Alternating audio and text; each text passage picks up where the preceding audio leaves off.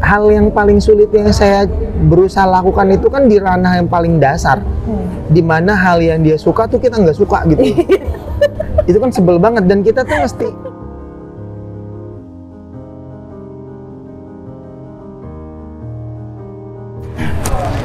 cek audio dong. Halo, cek audio.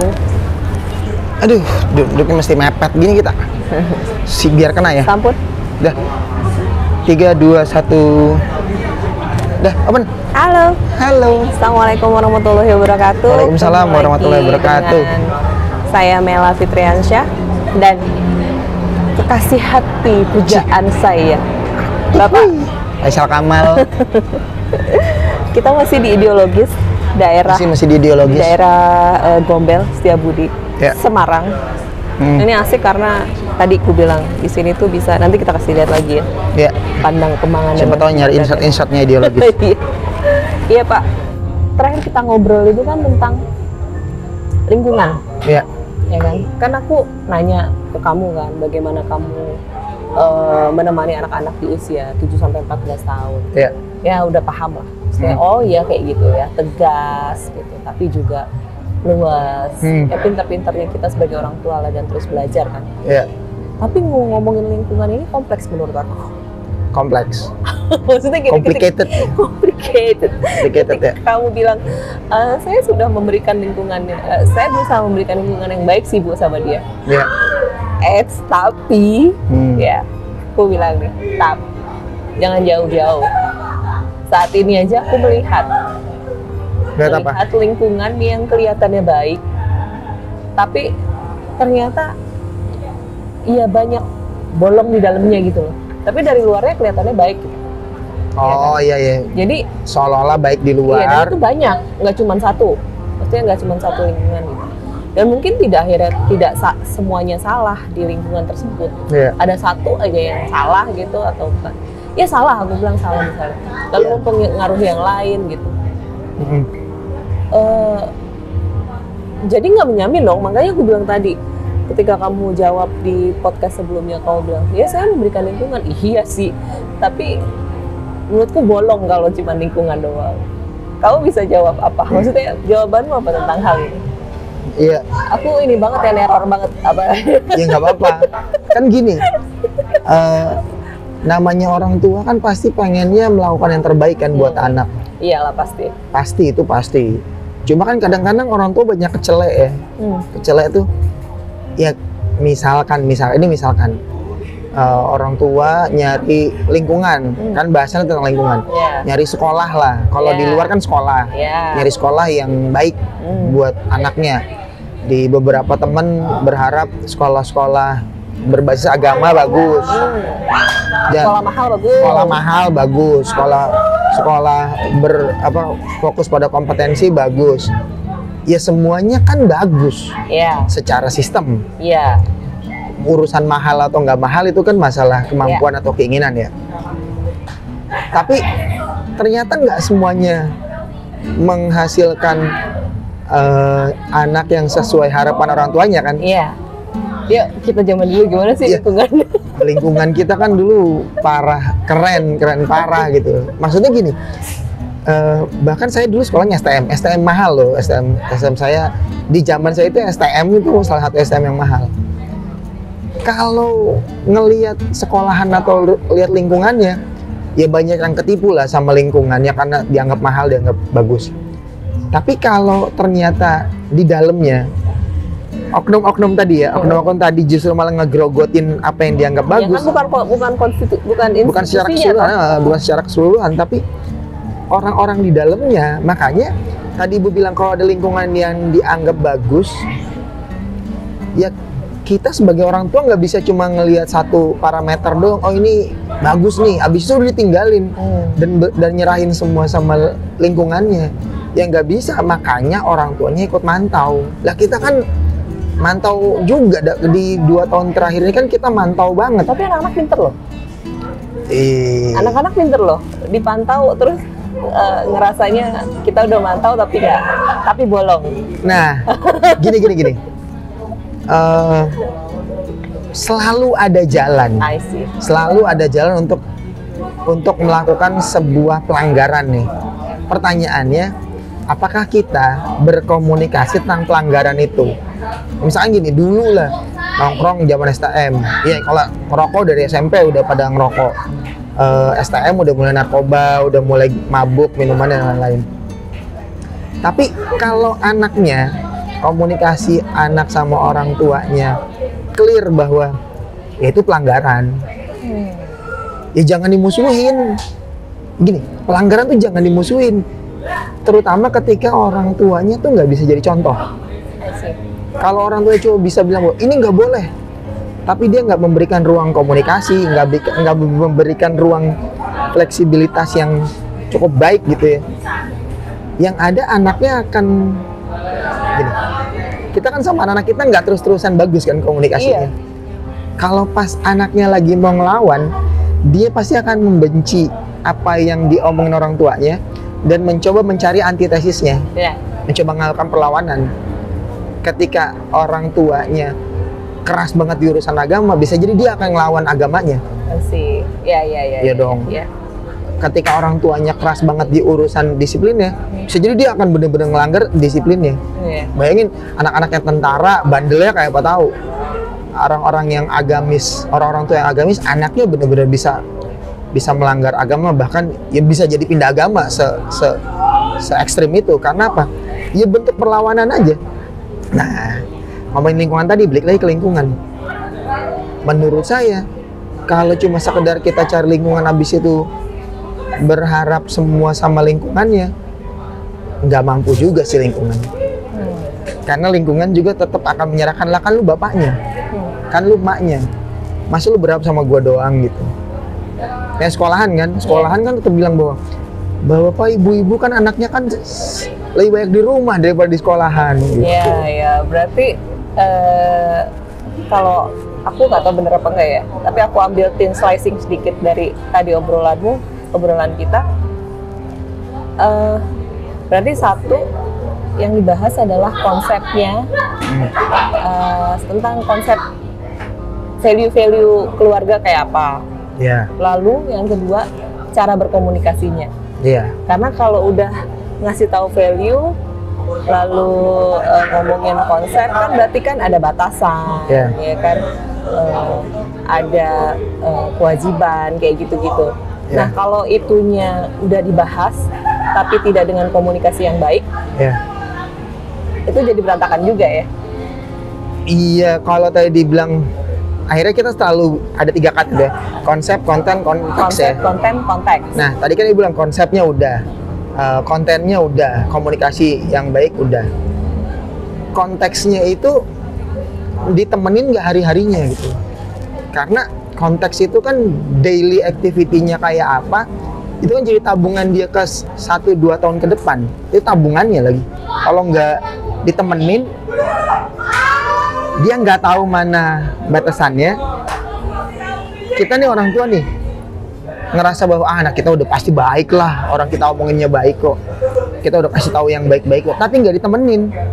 Loh, memang siapa yang jamin ketika dia punya pemikiran dari teman-temannya yang lain, tiba-tiba dia punya pemikiran bahwa kekerasan itu nggak kenapa-napa misalkan, atau pelanggaran itu nggak apa-apa, itu namanya juga anak muda gitu. Yang penting kasih sayang jenis kelamin nomor 2. Wah, gitu. itu mah lebih parah lagi. Iya kan, itu fakta yang ada di lapangan. Betul. Bahkan ketika kita bilang bahwa ketika kita tidak bisa menjamin bahwa apa yang dilakukan itu tidak melanggar, ya itu kita kepedean namanya. Orang anak yang nggak tinggal sama kita terus-terusan 24 jam kita liatin kok.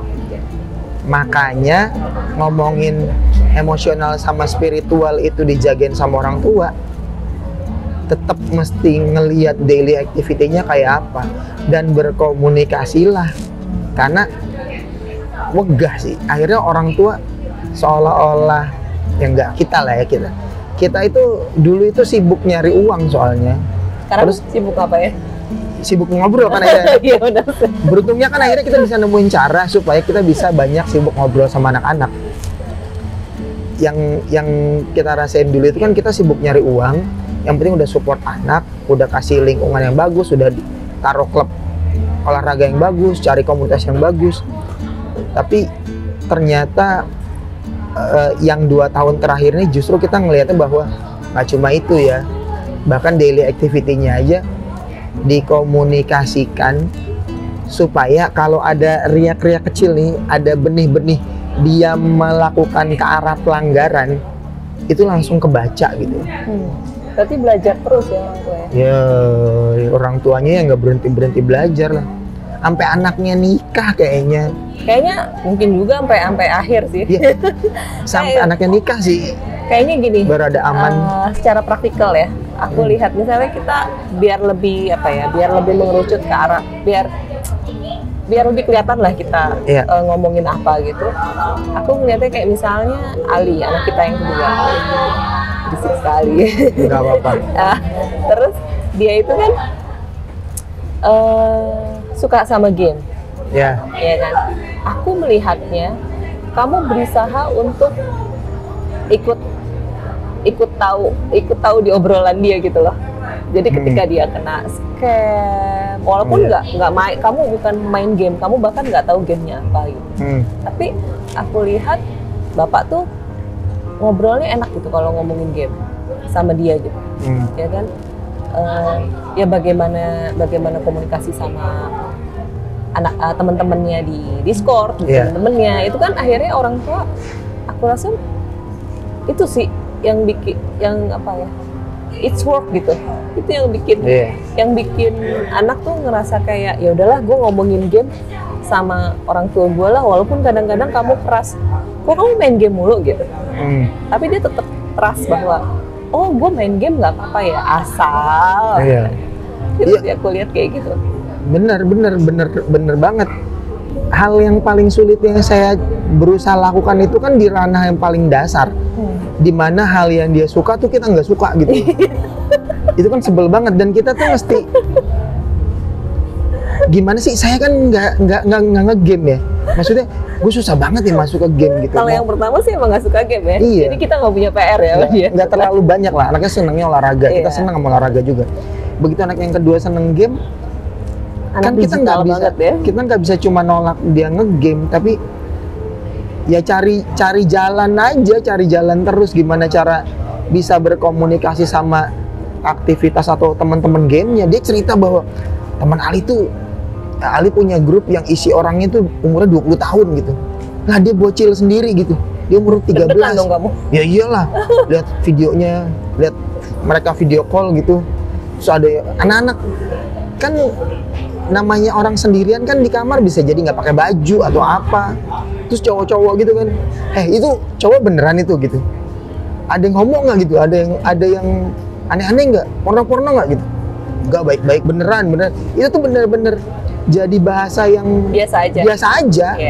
Jangan sampai gini. Saya inget banget dulu orang tua saya tuh urusan narkoba itu pasti benci orang tua zaman dulu. Tapi alhamdulillahnya semua cuma jadi ilmu pengetahuan aja kan, bukan untuk digunakan, bahkan apalagi sampai ketergantungan obat-obatan. Ya alhamdulillah enggak gitu. Nah, karena respon orang tua saya sama gitu tuh ya biasa aja tuh, mereka berkomunikasi, menyampaikan mana yang baik, mana yang nggak boleh, dan pasti mereka ngedoain sih. Doa-doanya mereka juga itu yang bikin kita selamat lah. Hari ini selamat, ngambil jalur perjuangan yang susah payah hari ini, sampai bisa dapat tempat sebagus ini buat ngobrol gitu. Kalau kita pengen enak-enak terus dulu, kayaknya mungkin nggak dapat tempat ini kali ya. Bukan tentang kitanya lagi sih, tentang anak-anaknya dapat lingkungan yang bagus. Terus kitanya juga beneran ya berusaha tiap hari beneran ngobrol. Saya tuh kalau nggak ngobrol itu kayak, aku takjub sih ketika, maksudnya aku ini juga, menurutku kamu keren sih Pak, waktu ketika ya akhirnya Ali kan waktu itu gambar kan, terus akhirnya sampai bikin fan art buat, jadi Ali tuh punya YouTuber game yang dia suka lah gitu, ya kan, terus akhirnya dibikin gitu, jadi seolah-olah tuh kayak bapaknya tuh mendukung gamenya gitu, kan akhirnya Ali menggambar fan artnya, lalu sampai dikasih dan seneng gitu, si idola tersebut. Sebenarnya bisa ya orang tua berkomunikasi melalui apapun yang lagi ada di konteks yang sedang dikerjakan sama anak-anak. Ya justru tempat belajarnya kan, Iya, iya. masih yang nggak bisa sih gitu loh. Maksudnya sampai Ugah kayaknya aja gitu. iya, kayaknya Ugah bukan aja nggak gitu. bisa. Ugah. Kitanya yang males. Kitanya males untuk coba Aku aja masuk ke males ruang. sih. Ya untungnya ibu males kan masih ada orang lain yang masih berjuang nggak males gitu. Masakin aja deh. Iya, bagi-bagi ruangnya kan juga enak. Iya, itu akhirnya apa namanya, fungsinya kompaknya suami istri ya. Maksudnya ya ada tugasnya, walaupun aku juga kadang-kadang ikut ke nemenin anak-anak juga gitu, tapi ya gitu, nggak harus semuanya dilakukan oleh aku atau oleh kamu gitu kan. Itu kan teknisnya kan, Iya. itu kan teknisnya. Selama orang tuanya tahu konsep sama konten apa yang bisa dijadiin jembatan buat mereka ngejalanin kontekstual daily activity dan menuju konsep yang kita harapkan, menurut saya explore-nya bisa apapun. Makanya pertanyaan dosen kemarin kan itu, bagaimana sih sekarang bisa jadi desainer gitu. Bagaimana akhirnya kamu fokus jadi visual? Iya. Nah, kan bukan tentang visualnya. Justru pelajarannya bukan visualnya, sama. Ketika anak kita seolah-olah jadi pemain basket, kalau pemain basket tapi sombong ya buat apaan? Dengan gue jadi pemain basket Itu lah. hanya alat ya. Itu media aja. Media untuk dia jadi baik, media dia jadi soleh, jadi bermanfaat. Tapi kan itu nggak jadi langsung tiba-tiba. Jangan cuma minta. Kita orang tua kan kadang-kadang cuma pengen terima jadinya, ngerasanya udah berbuat banyak. Jangan-jangan ketika di checklist udah ini belum. Jangan-jangan banyakan belumnya. Males. Masih Nggak banyak enak. malesnya. Ya, Iya, masih banyak males. aku rasa kita cukup dulu ngomongin tadi lingkungan. Akhirnya tadi yang bisa di wrap apa Pak?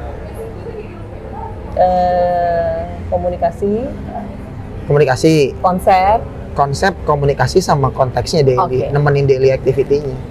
jadi konsepnya, Konsepnya. mendiskusikan tentang konsep, lalu bagaimana berkomunikasinya sama anak-anak, mengambil hatinya dan lain-lain, dan menemani proses konteksnya, Iya. apa yang dilakukan saat ini, kayak Iya. gitu ya. Mudah-mudahan jadi manfaat buat kita. Ya, Mengulang insyaallah. lagi soalnya. Iya, alhamdulillah recall lagi ya pelajarannya ya. Iya. Oke, Makasih banyak ya Pak. makasih ya teman-teman Ya, dengerin kita. Nanti lanjut lagi Omongan ke gak jelas gini diobrolin terus. Ketemu nggak lagi. jelas. Assalamualaikum warahmatullahi Waalaikumsalam warahmatullahi wabarakatuh.